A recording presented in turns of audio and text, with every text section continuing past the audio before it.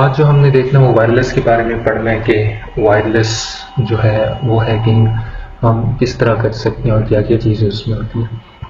तो मैं ऐसे नहीं स्टार्ट कराऊंगा कि डायरेक्ट कैली में कमांड लिखी एयरमोन एरोडन ब्ला ब्ला और बस आपको बता दिए कि इस तरह होता है। मैं चाहूँगा कि कुछ आपको डिटेल वगैरह इस बारे में बता दूं कि नेटवर्क्स के बारे में और हार्डवेयर के बारे में, प्रोटोकॉल्स के बारे में, टर्मिनोलॉजीज़ कुछ यूज़ होती हैं उस बारे में। तो मैंने कुछ टर्मिनोलॉजीज़ की फाइल बनाई थी, वो देखते हैं कि उसमें क्या क्या चीज़ें। तो इन चीज़ों को आज हम देखेंगे इंशाल्लाह कि ये क्या क्या चीज़ें। तो सबसे पहले हमारे पास होता है wireless client. Wireless client, client एक वर्ड है, वायर एक वर्ड है और लेस एक और। अब हमारे पास क्या होता है कि वायर तार को कहते हैं, लेस कहते हैं बगैर, तार के बगैर, कंप्लीट हो गई तार के बगैर। और क्लाइंट किस चीज़ को कहते हैं? कंप्यूटर हो गया, हर वो डिवाइस जो आपके वाईफाई को एक्सेस करेगी वो एक क्लाइंट होगा, ठीक है। इवन वो मोबाइल है, टैब है, पीडी है और लैपटॉप है, डेस्कटॉप है, वट जो भी है जिसमें लैन कार्ड लगा हुआ है, वायरलेस, ठीक है। तो हमारा लैपटॉप भी क्या हुआ? एक वायरलेस क्लाइंट हुआ, ठीक है। उसके बाद हमारे पास होता है वेब। तो वेब फुल फॉर्म है वायरलेस एक्सेस पॉइंट,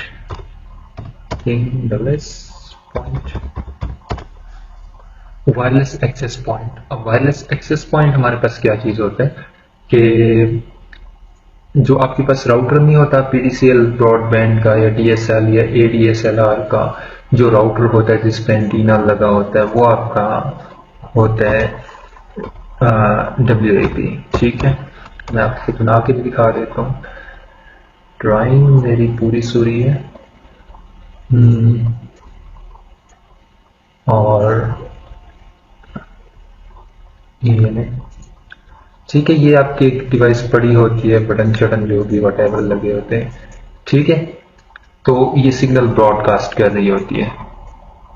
तो ये हमारे पास क्या होता है? वायरलेस एक्सेस पॉइंट होता है। एक्सेस पॉइंट उस जगह को कहते हैं जहां से हमारा नेट आ रहा होता है, सिग्नल्स आ रहे होते हैं, ठीक है।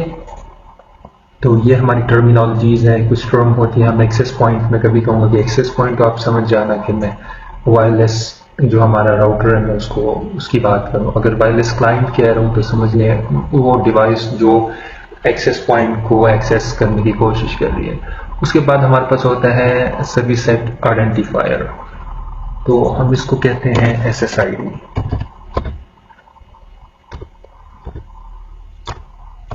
SSID, ठीक है। सर्विस सेट आइडेंटिफायर मतलब कि ये देखें, ये आपको नजर आ रहा है PDCL GF, PDCL अप और हम टीवी। तो बेसिकली ये जो नेम शो हो रहा होता है ना, ये हमारे पास SSID होता है।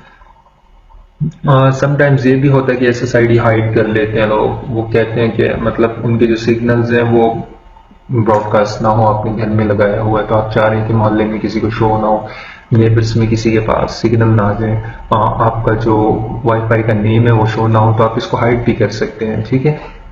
इवन आप सिग्नल वगैरह जैमर ये वो सब कुछ आप कर सकते हैं, इसको हाइड वगैरह कर सकते हैं। लेकिन ये आराम से कैली लिनक्स में एक कमांड होती है जिससे आप हिडन SSIDs को फौरन आप जो है फाइंड कर सकते हैं, ठीक है। उसके बाद हमारे पास क्या हो जाता है? Ad hoc mode. एडहॉक मोड क्या होगा कि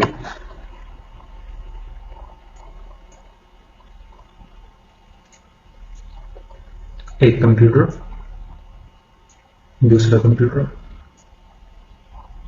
आपस में ये कम्युनिकेशन कर रहे हैं और कहीं भी नहीं, एक्सेस पॉइंट नहीं है उनके दरमियान, ठीक है। ये आपस में जब कनेक्टिंग करते हैं, एक नेटवर्क बनाते हैं, ठीक है। टू और more than two device when communicate with each other is called a network. दो या दो से ज्यादा डिवाइसेस जब आपस में इंटरेक्शन करती हैं या वो एक दूसरे के साथ कम्युनिकेशन करती हैं तो वो हमारा एक नेटवर्क हो जाता है। इवन दो मोबाइल भी है ना, वो आपस में ब्लूटूथ कर रहे हैं डेटा, तो वो एक ब्लूटूथ नेटवर्क होगा। और उसके बाद अगर वो वायरलेस के जरिए कर रहे हैं तो फिर वो क्या होगा, एक वायरलेस नेटवर्क होगा। ठीक है, तो ये हमारे पास एडहॉक मोड होता है, नेटवर्क के मोड होते हैं। ठीक है, एडहॉक होते हैं, आगे मैं आपको बताऊंगा कि कितने किस्म के मोड होते हैं नेटवर्क के। ठीक है, अच्छा, उसके बाद हमारे पास आ जाती है ऑथेंटिकेशन। जरा सा ब्रॉड टॉपिक है ये ऑथेंटिकेशन। ऑथेंटिकेशन में हमारे पास ये होता है कि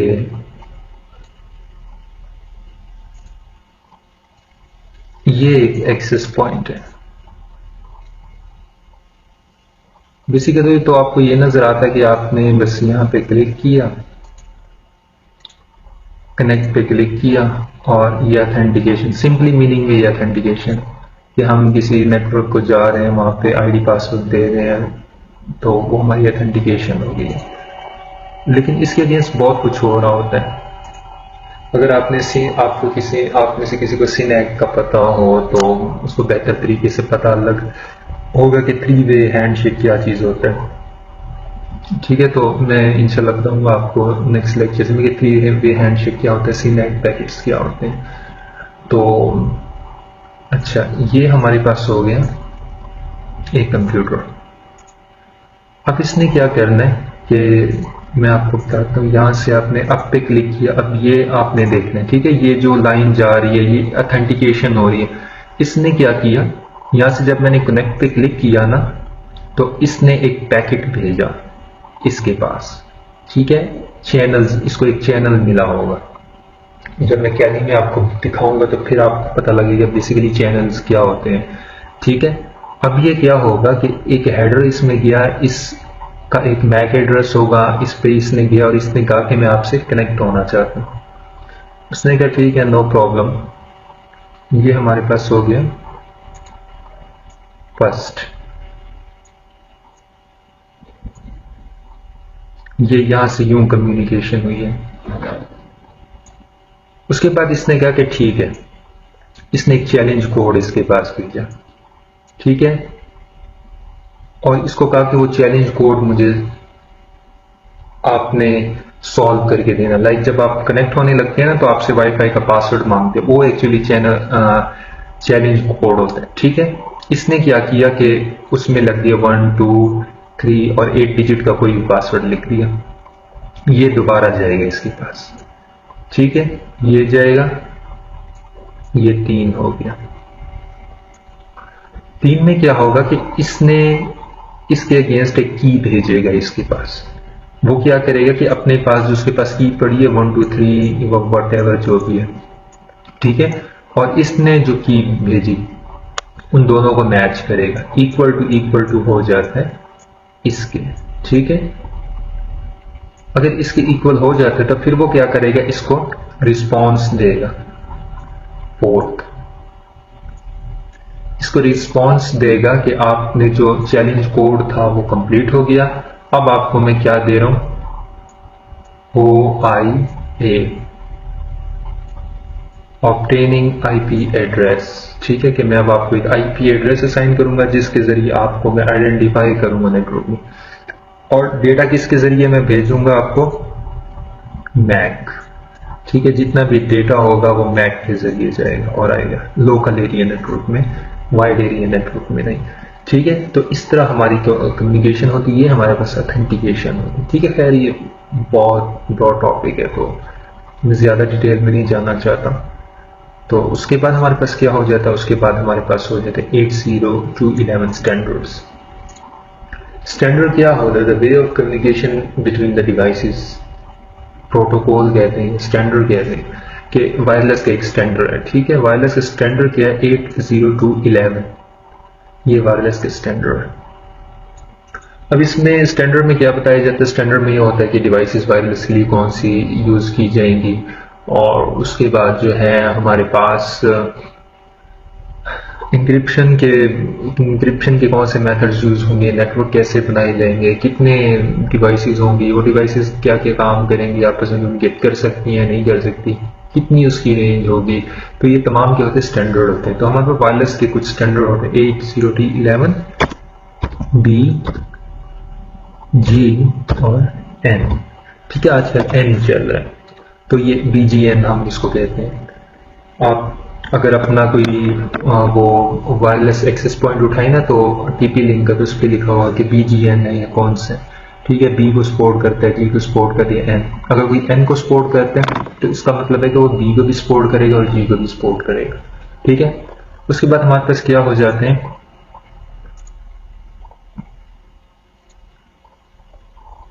wireless basics, different technologies and hardware and groups. अब हमारे वायरलेस बेसिक्स होते हैं, टेक्नोलॉजी कौन सी इस्तेमाल होगी, हार्डवेयर कौन सी इस्तेमाल करेंगे, हम लैन कार्ड इस्तेमाल करेंगे, ईथरनेट इस्तेमाल करेंगे, ग्रुप्स बनाए जाते हैं, और ये तमाम चीज़ें हमारे पास होती हैं, ठीक है इसमें। उसके बाद हमारे पास ISO लेयर 1 और 2 फ्रॉम बॉटम। अब वायरलेस की जो बेसिक कम्युनिकेशन होती है ना, जहाँ पे मोस्टली हैकिंग होती है, स्पूफिंग होती है, स्नीफिंग होती है, तो ये जितनी भी होती है ये OSI मॉडल लेयर 1 और 2 पे होते हैं, क्योंकि फिजिकल लेयर होता है। इस लेयर का नेम है I think data link layer और फिजिकल लेयर।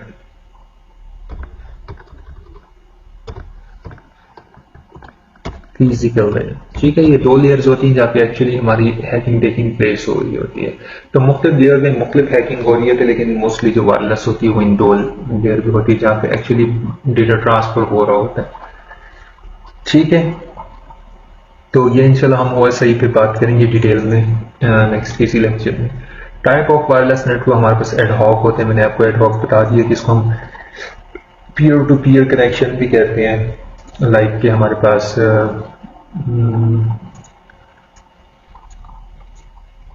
दो डिवाइसेस हैं आपस में कम्युनिकेट कर रही हैं, ये हमारे पास क्या पीयर टू पीयर आपस में एक्सेस पॉइंट को एक्सेस ही नहीं कर रही है, इनके पास एक्सेस पॉइंट है ही नहीं। हो सकता है कि आपके घर में 3-4 लैपटॉप हो और आप कहते हैं आप उनका नेटवर्क बना लें, तो एडहॉक में आई थिंक 9 या 13 डिवाइसेस कनेक्ट हो जाती हैं कि बगैर आप उसके वायरलेस पॉइंट के और बगैर तारों के आप 9 या 13 डिवाइसेस आई थिंक ऐसे होते हैं।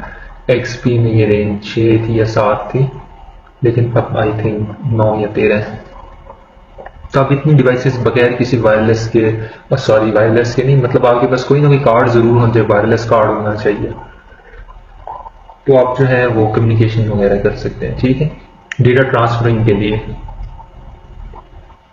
अच्छा, उसके बाद हमारे पास क्या होता है, उसके बाद हमारे पास होता है इंफ्रास्ट्रक्चर। इंफ्रास्ट्रक्चर कौन सा नेटवर्क होता है, इंफ्रास्ट्रक्चर वो होता है कि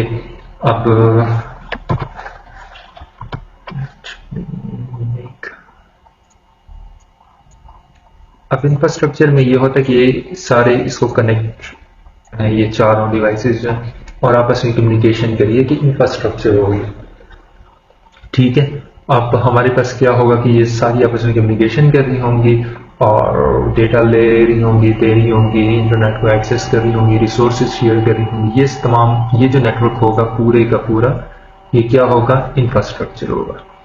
उसके बाद हमारे पास कौन सा आ जाता है, उसके बाद हमारे पास है ब्रिज, ठीक है। ब्रिज में यह होता है कि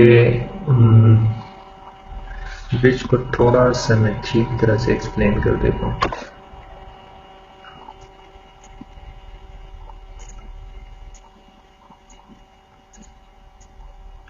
एक्सेस पॉइंट,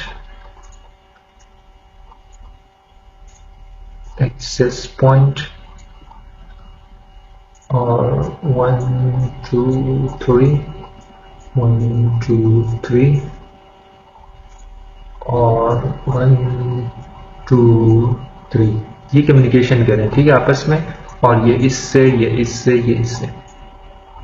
अब इन दोनों नेटवर्क ने अगर आपस में मिलना हो तो क्या होगा कि हम इनकी कम्युनिकेशन करा देंगे, ठीक है, इन दो डिवाइसेस को आपस में कम्युनिकेट कर लेंगे वायर के थ्रू, ठीक है। तो फिर क्या हो जाएगा, हमारे पास ये ब्रिज नेटवर्क बन जाएगा। लेकिन ये नहीं हो सकता कि इसमें 192 इसमें ये हो कि आपको फिर क्या करना पड़ेगा कि पेंसिल काम नहीं कर रही, कैसे करते हैं, अच्छा ठीक है, 192.168.1.1 होगा इसका और इसका 1.2 होगा, ठीक है। इसकी रेंज हम होगी 100 से शुरू कर देंगे, 100 से, और इसकी हम शुरू कर देंगे लाइक 110 से, ठीक है। आपस में आईपी कन्फ्लिक्शन नहीं होनी चाहिए, इसकी भी आपस में आईपी कन्फ्लिक्शन नहीं होगी। इसका मतलब ऐसे ही होगा कि आपके पास दो मोबाइल नंबर हैं, ठीक है, एक पर्सन के पास मतलब एक पर्सन 1 है और ये पर्सन 2 है, इसके पास भी 0 300 1 2 3 4 5 6 7 नंबर है और इसके पास भी 0 300 1 2 3 4 5 6 7 नंबर है। तो अगर आईपी एड्रेसेस सेम होंगे तो कम्युनिकेट नहीं करे तो किसके पास कॉल जाएगी, इसके पास जाएगी, इसके पास जाएगी।